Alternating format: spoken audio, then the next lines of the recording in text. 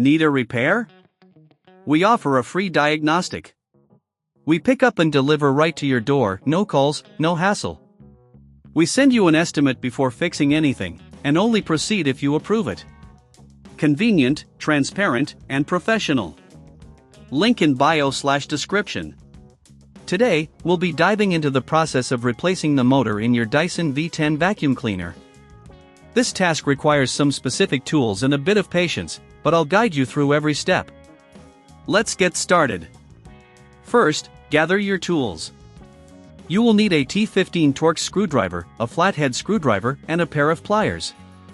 If you don't have these tools, remember we offer pickup and delivery at your home to make this process easier for you. Begin by removing the dustbin from the vacuum. Simply press the button on the top and pull it out. Now, let's turn our attention to the motor housing. Use the T15 Torx screwdriver to remove the screws located on the back of the vacuum. There are 4 screws in total, so ensure you keep them in a safe place as you'll need them later. Once the screws are out, gently pull the motor housing away from the main body of the vacuum. Be careful, as there may be some wires connected. If you encounter resistance, double-check that all screws have been removed. Next, disconnect the wires attached to the motor.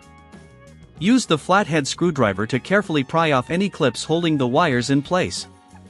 This step is crucial. If you're unsure, we offer a professional diagnosis without obligation to ensure everything is handled correctly. Now, with the wires disconnected, you can remove the motor from the housing. Pay attention to how the motor is seated, as this will help you when installing the new motor. If you're not comfortable with this step, remember you can always call us for professional help. No calls, no travel, just straightforward assistance. Once the old motor is out, take a moment to clean the inside of the motor housing.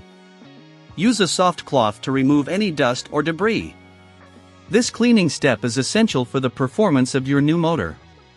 Make sure to check for any obstructions that could affect airflow. Now, it's time to install the new motor.